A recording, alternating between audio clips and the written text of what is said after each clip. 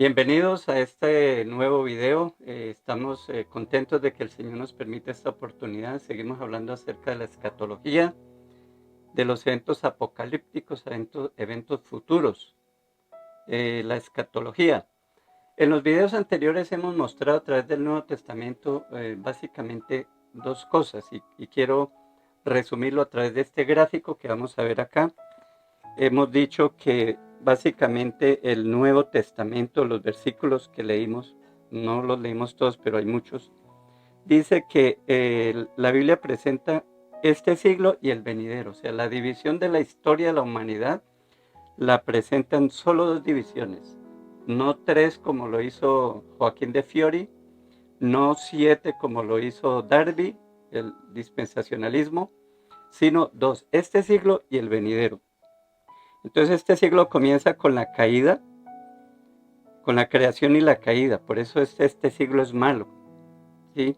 Luego viene la venida de Cristo, su primera venida, muerte, su resurrección, y viene el Espíritu Santo, y ahí a partir de ese momento comienzan los últimos tiempos. La pregunta era, ¿cuándo son los últimos tiempos? Pues bueno, ahí en ese cuadrito mostramos algunos textos que dice, el mundo pasa y sus deseos, pero el que hace la voluntad de Dios permanece. El mundo pasa, en el griego en realidad está pasando, es un presente continuo que está pasando.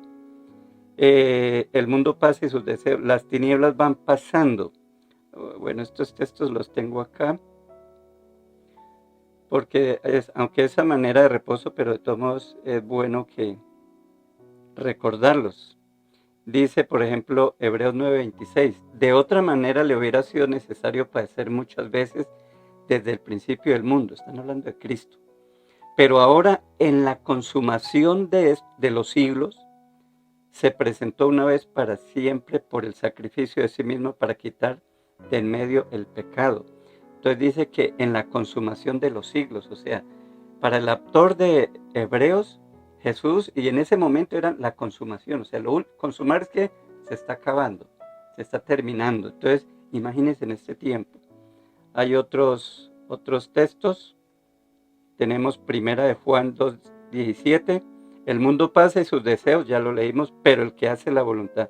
El mundo pasa, el mundo está pasando, en realidad. Estos versículos entonces y los que vimos en el video pasado, no podemos repetirlos todos porque se nos alarga esto. Entonces nos está diciendo que estamos en los últimos tiempos. El pasaje de Hechos, bueno, ese sí lo quiero leer porque ese es bien interesante. Cuando vino el derramamiento del Espíritu Santo, la gente comenzó a decir que los discípulos, los 120 que están en el aposento alto, estaban borrachos porque están hablando cosas raras, pero eran idiomas que ellos no entendían, y fue el Espíritu Santo que vino sobre ellos, y Pedro les explica, les dice que no, ellos no están borrachos porque es la hora novena. Dice, mas esto es lo dicho por el profeta Joel, y en los postreros días, dice Dios, derramaré de mi espíritu sobre toda carne, y sobre vuestros hijos y vuestras hijas profetizarán, y vuestros jóvenes verán visiones, y vuestros ancianos soñarán sueños. Entonces mire que el apóstol, bueno, este es Lucas, ¿cierto? Está diciendo que ahí se está cumpliendo lo que dijo Joel. Y la profecía de Joel es que en los postreros días, en los finales, en los últimos días, derramaría de su espíritu sobre toda carne. Entonces, estamos en las últimas. Estamos ya, se está acabando el oxígeno, esto está. Entonces, según el cuadrito, es la pregunta que nos hicimos es, ¿cómo se pasa de este siglo al venidero? ¿Será que hay un proceso natural en que poco a poco vamos avanzando en la perfección hasta llegar a la plenitud de la eternidad? No, dijimos que solo la intervención divina. Y la intervención divina es la venida del Señor. Y por eso ahí en el cuadrito está la venida del Señor. La parusía, que nosotros hablamos en otro momento, que es la palabra griega que usa el Nuevo Testamento para hablar de la segunda venida del Señor. La primera fue cuando nació en Belén de Palestina, y la segunda es la parusía, cuando va a regresar a establecer su reino y a darle fin a este siglo. Entonces el regreso de Cristo es lo que le pone fin a este siglo y comienza el siglo venidero. Entonces vamos a hablar de la segunda venida de Cristo.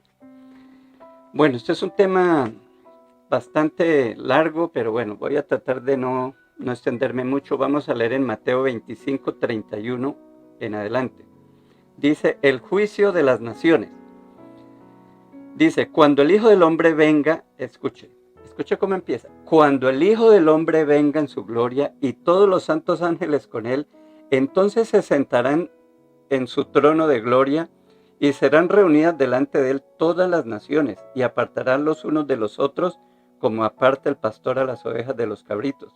Y pondrá las ovejas a su derecha y los cabritos a su izquierda. Entonces el rey dirá a los de su derecha, venid benditos de mi Padre, heredad del reino preparado para vosotros desde la fundación del mundo.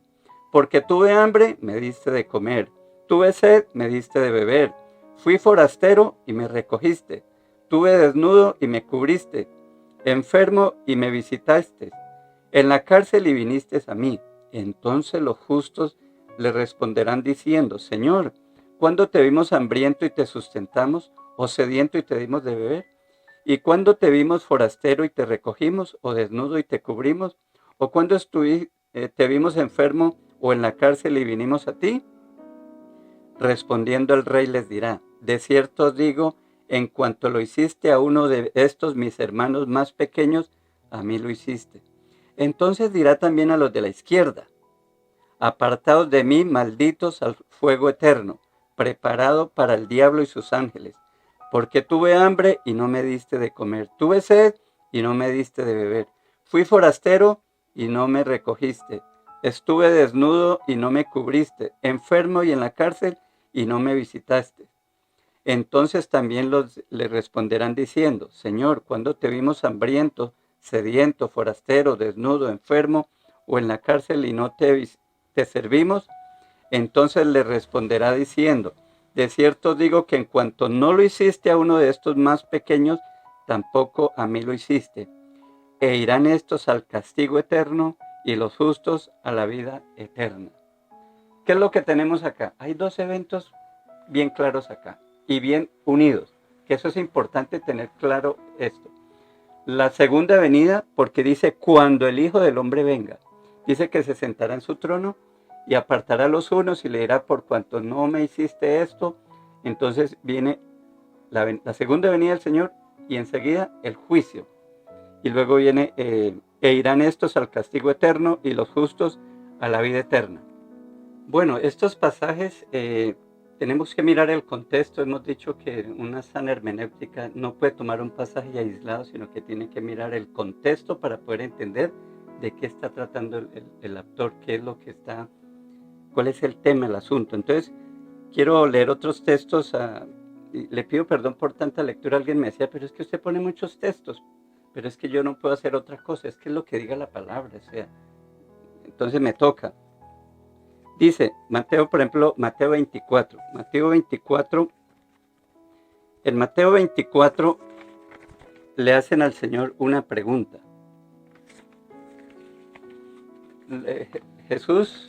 Los discípulos le están mostrando a Jesús los edificios del templo y ellos le hacen una pregunta. Mire lo que dice, cuando Jesús salió del templo, 24:1. Cuando Jesús salió del templo y se iban, se le acercaron sus discípulos para mostrarle los edificios del templo. Y respondiendo él les dijo, ¿veis todo esto? De cierto os digo que no quedará aquí piedra sobre piedra que no sea derribada. Y estando él sentado en el monte de los olivos, los discípulos se le acercaron aparte diciendo, dinos cuándo sucederán estas cosas y qué señal habrá de tu venida y del fin del siglo. Entonces, el Mateo 24 comienza en un contexto de una pregunta sobre el templo. ¿Cuándo van a hacer estas cosas? O sea, ¿qué es lo que le están preguntando? ¿Cuándo va a ser destruido el templo? ¿Sí? Que sucedió en el año 70 después de Cristo, más o menos unos 40 años después del momento en que Jesús lo dijo. ¿Cuándo sucederán estas cosas? ¿Y qué señal habrá de tu venida? Entonces el tema nace ahí, sobre la inquietud escatológica, sobre la inquietud de ellos, ¿cuándo va a pasar? ¿Cuándo va a ser la venida del Señor? Entonces ahí empieza, y todo el capítulo 24 y 25 tiene que ver con la venida del Señor. Voy a leerle algunos textos. Por ejemplo, el versículo 14 dice así: y será predicado este evangelio en todo el mundo para testimonio a todas las naciones, entonces vendrá el fin. 27. Porque como el relámpago que sale del oriente y se muestra hasta el occidente, así será también la venida del Hijo del Hombre. Note eso, que sí es el tema. 30. Entonces aparecerá la señal del Hijo del Hombre en el cielo. Entonces lamentarán todas las tribus de la tierra y verán al Hijo del Hombre viniendo sobre las nubes del cielo, con poder y gran gloria. Y enviará a sus ángeles con gran voz de trompeta, y juntará a sus escogidos de los cuatro vientos, desde un extremo del cielo hasta el otro. Entonces aparecerá la señal del Hijo del Hombre, y verán al Hijo del Hombre viniendo en las nubes. Segunda venida de Cristo. 37. Mas como en los días de Noé, así será la venida del Hijo del Hombre. 46. Bienaventurado aquel siervo al cual cuando su Señor venga le haya haciendo así. Está hablando de una parábola de hombre que le encargó su casa y se fue, y dice que bienaventurado que cuando su Señor venga le haya haciendo así, haciendo el trabajo, dando la comida a su tiempo, atendiendo la casa que él le encomendó. Versículo 50. Vendrá el Señor de aquel siervo malo en aquel día que no lo espera y a la hora que no sabe, y lo castigará duramente. Note, venida con castigo, está relacionado. ¿Por qué? Porque la segunda venida del Señor está unida al juicio. No es que va a esperar un tiempo, eso no está en los textos. Dice, castigará duramente y pondrá su parte con los hipócritas. Allí será el lloro y el crujir de dientes. Eso es todo de Mateo 24, ahora en Mateo 25. Y a la medianoche se oyó un clamor: aquí viene el esposo, salid a recibirle, las 10 vírgenes, prudentes y sensatas. Ahí viene el esposo, la segunda venida. Versículo 10. Pero mientras ellas iban a comprar aceite, porque no fueron prudentes de tener aceite, vino el esposo, y las que estaban preparadas entraron con él en las bodas, y se cerró la puerta. Versículo 13. Velad pues, porque no sabéis el día ni la hora en que el Hijo del Hombre ha de venir. 19. Después de mucho tiempo vino el Señor de aquellos siervos y arregló cuentas con ellos, la parábola. Entonces mire que capítulo 24, capítulo 25, luego viene el pasaje largo que acabamos de leer, que es el juicio final, el juicio de las naciones, dice ahí. Entonces, mire, ¿qué es lo que notamos ahí? No se necesita saber griego ni hebreo, no, está hablando de la venida del Señor. Ese es el contexto del pasaje que leímos, el pasaje largo, el juicio final. Entonces es la venida del Señor junto con ¿qué? Con el juicio.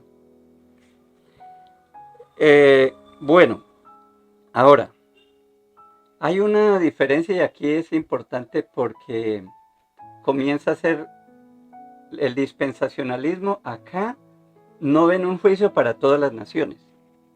Ellos dicen que cuando se dice todas las naciones, está hablando de todas las naciones gentiles. O sea, no incluye al pueblo judío. ¿Por qué? Porque Jesús dice ahí que por cuanto no lo hiciste a uno de estos mis hermanos más pequeños, mis hermanos, los judíos. O sea, en otras palabras, que el Señor va a juzgar a todas las naciones por la forma como trataron a Israel, por la forma como se comportaron con Israel.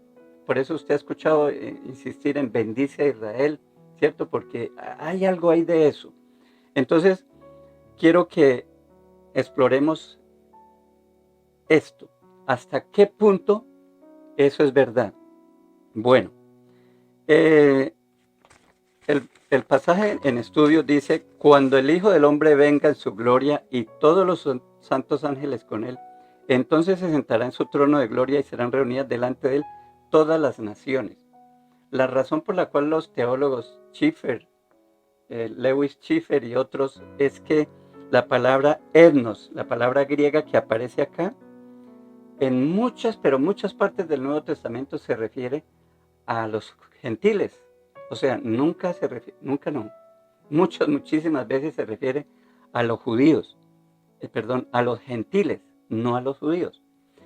Y la verdad, ellos tienen razón en el sentido de que muchas veces, tengo aquí en mis manos, bueno, esto no se alcanza a leer, creo que usted no lo alcanzará a leer, no sé, pero es la nueva concordancia griego-española. Esto es una concordancia donde aparecen las palabras griegas que utiliza el Nuevo Testamento y aunque Reina Valera las use con otra palabra en español, pero ahí conserva el griego, entonces uno le puede rastrear una palabra y saber la semántica, saber qué sentidos tiene, qué uso, si es figurado, si es literal, etcétera, etcétera.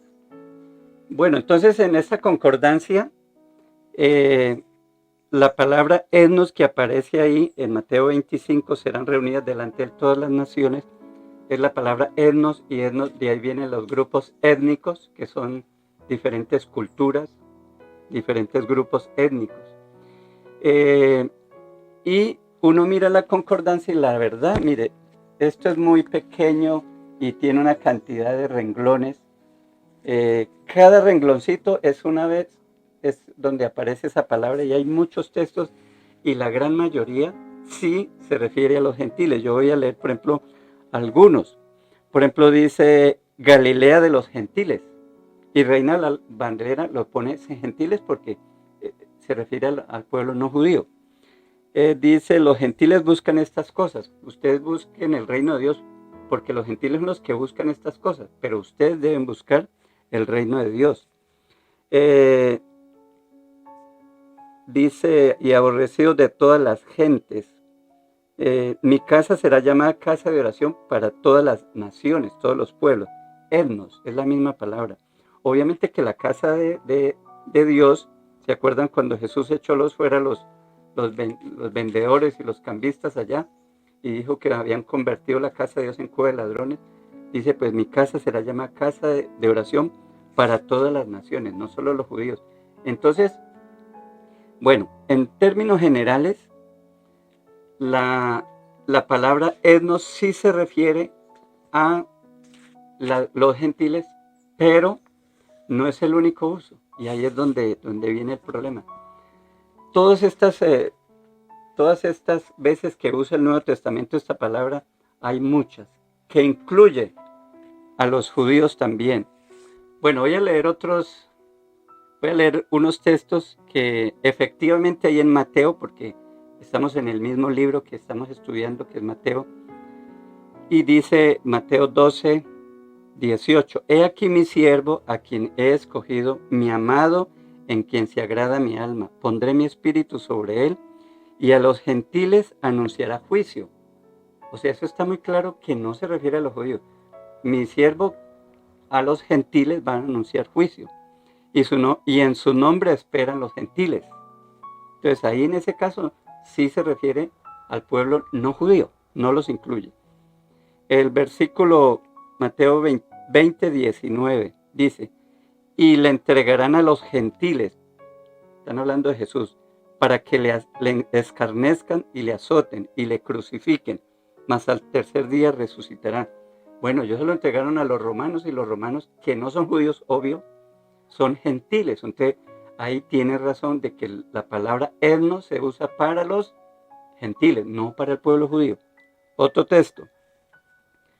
Entonces Jesús llamándolos dijo, ¿sabéis que los gobernadores de las naciones se enseñorean de ellas? Y los que ejercen grande autoridad ejercen sobre ellas potestad. Dice, más ustedes no van a ser como ellos.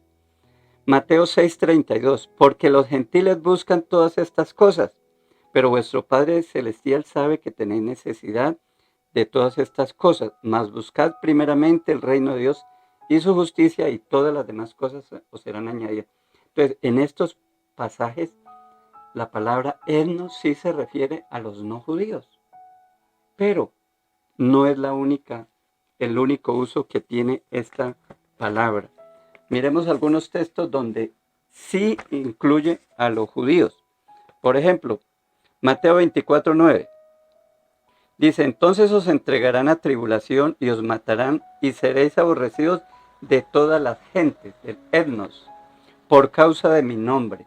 Una pregunta, ¿a los cristianos que recibieron el mensaje de Cristo, solo los persiguieron los gentiles?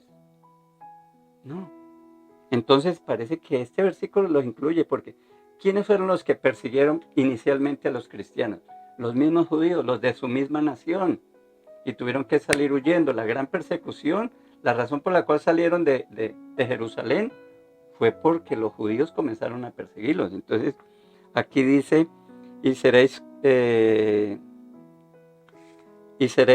aborrecidos de todas las gentes por causa de mi nombre. Al mismo Jesús no sintieron el rechazo y los seguidores de él. ¿Por qué los discípulos se escondieron? Porque la persecución era tremenda de los mismos judíos. Entonces, esta persecución no solo es de los gentiles, también es de los judíos. Otro texto, Mateo 24:14. Y será predicado este evangelio del reino en todo el mundo para testimonio a todas las naciones, etnos. Y entonces vendrá el fin. La pregunta que podemos hacer, todas las naciones, el evangelio es para predicarlo a todas las naciones, ¿no incluye a los judíos? ¿O sí? Obvio. Mire lo que dice, bueno, no creo que lo tengo acá, pero dice que comenzando desde Jerusalén. Entonces, Mateo 28:19. Por tanto, id a ser discípulos a todas las naciones, etnos, bautizándolos en el nombre del Padre, del Hijo y del Espíritu Santo. Hechos 1:8. Pero recibiréis, la pregunta aquí es, ¿la gran comisión no incluye a los judíos? ¿O sí? A mí me parece que sí, porque de hecho los primeros cristianos fueron judíos. Los primeros 3.000 que se convirtieron, los primeros 5.000 en los discursos de Pedro eran judíos. O sea que lo que yo quiero mostrar es que la misma palabra griega, etnos, se refiere algunas veces y muchas veces solo a los gentiles. Pero no es el único uso. También incluye a los judíos. Hechos 1:8. Pero recibiréis poder cuando haya venido sobre vosotros el Espíritu Santo y me seréis testigos en Jerusalén, en Judea, en Samaria y hasta lo último de la tierra. O sea, la predicación del Evangelio, el hacer discípulos, ¿incluía a los judíos? Por supuesto que sí. Entonces mire que el etnos sí se aplica también a los judíos. Y mire, el paralelo que usa aquí Marcos, paralelo es que usa el mismo sentido, está hablando del mismo tema, la gran comisión. Dice Mateo 24:46, y les dijo, así está escrito y así fue necesario que el Cristo padeciese y resucitase de los muertos al tercer día, y que se predicase en su nombre el arrepentimiento y el perdón de pecados en todas las naciones, comenzando desde Jerusalén. O sea, sí involucra a los judíos. Y vosotros sois testigos de estas cosas. He aquí yo enviaré la promesa de mi Padre sobre vosotros, pero quedaos vosotros en la ciudad de Jerusalén hasta que seáis investidos de poder de lo alto. Entonces, con esto es simplemente para decir que en Mateo 25 el juicio a las naciones también incluye a los judíos. O sea, en otras palabras, el pasaje no nos deja simplemente decir que es un juicio para los gentiles, la forma como trataron a los judíos. No, es todos, absolutamente. Es un juicio general, un juicio para todos los hombres, judíos y gentiles. Todos están incluidos ahí. Otro aspecto que quiero que miremos en este contexto de Mateo es que el juicio que acabamos de leer, de Mateo 25, no solo está en Mateo 25, eso está por todo el Evangelio. Por ejemplo, Mateo 7:22, muchos me dirán en aquel día, Señor, Señor, ¿no profetizamos en tu nombre y en tu nombre echamos fuera demonios y en tu nombre hicimos muchos milagros? ¿Qué les contestará el Señor? Apartados de mí, no los conozco. O sea, muchos me dirán en aquel día, o sea, en el juicio. Mateo 11, 20 al 24. Entonces comenzó a reconvenir a las ciudades en las cuales había hecho muchos milagros, porque no se habían arrepentido, diciendo: ay de ti, Corazín, ay de ti, Betsaida, porque si en Tiro y en Sidón se hubieran hecho los milagros que han sido hechos en vosotras, tiempo ha de que se hubieran arrepentido en silicio y en ceniza. Por tanto os digo que en el día del juicio será más tolerable el castigo para Tiro y para Sidón que para vosotras. Y tú, Capernaum, que eres levantada hasta el cielo, hasta el Hades serás abatida. Porque si en Sodoma se hubieran hecho los milagros que han sido hechos en ti, habrían permanecido hasta el día de hoy. Por tanto os digo que en el día del juicio será más tolerable el castigo para la tierra de Sodoma que para ti. Mateo 12:46. Mas yo os digo que de toda palabra ociosa que hablen los hombres, de ella darán cuenta en el día del juicio. Mateo 16:26 y 27. Porque ¿qué aprovechará el hombre si ganare todo el mundo y perdiere su alma? ¿O qué recompensa dará el hombre por su alma? Porque el Hijo del Hombre vendrá en gloria, ojo, vendrá en gloria, en la gloria de su Padre con sus ángeles. Entonces pagará cada uno conforme a sus obras. Entonces, a manera de conclusión, primero, el juicio, la venida del Señor terminará este siglo y luego viene la eternidad, ya sea en el infierno o ya sea disfrutando con el Cordero, con el Señor. Entonces, la segunda venida del Señor, según este pasaje, hay muchos otros, después vamos a mirar otros. Pero por ahora, por este video, que quede claro, la segunda venida está ligada al juicio general y que están incluidos los judíos. No es que van a haber varios juicios, como dice el dispensacionalismo, no, es un juicio general donde todos caben, a todos. Y después de eso ya no hay nada, es la eternidad, ¿cierto? Ya empieza el nuevo siglo. Bueno, termino leyendo en Juan 5:26 en adelante, dice: porque como el Padre tiene vidas en sí mismo, así también ha dado al Hijo el tener vida en sí mismo. Y también le dio autoridad de ejercer juicio, por cuanto es el Hijo del Hombre. No os maravilléis de esto, porque vendrá la hora cuando todos los que estarán en los sepulcros oirán su voz. Ojo con eso. Y a los que hicieron lo bueno saldrán a resurrección de vida, mas los que hicieron lo malo a resurrección de condenación. Entonces aquí está hablando de juicio que le ha dado al Hijo el hacer juicio, y le dice: no se maravillen de estos, porque vendrá el día en que los que estén en los sepulcros oirán la voz del Señor. Entonces ahí en ese momento, cuando viene el Señor, ¿qué ocurre? Se resucitan, hay la resurrección de los muertos, y tanto los que están vivos, o los que estemos vivos, como los que son resucitados, estaremos en el juicio. Y ahí sí luego habrá la separación entre corderos, entre ovejas, y comienza el siglo eterno. Entonces, espero que esto ayude un poquito. Disculpen tantos textos, pero es que no se trata de lo que yo digo, sino se trata de lo que encontramos nosotros en la Biblia. Yo pienso que esto nos está dando claridad. La palabra, Jesús fue muy claro. Y nuestro principio es, primero los pasajes claros, ¿cierto? Luego vamos a mirar Apocalipsis, pero por ahora los pasajes claros, los pasajes literales. Mire que aquí no hemos tenido que buscar significado de muchas cosas, no hay figuras, no hay poesía, no hay literatura apocalíptica, no hay figuras raras, no, es prosa, es una lectura muy fácil de comprender. Entonces, que el Señor les bendiga y nos vemos en otra entrega.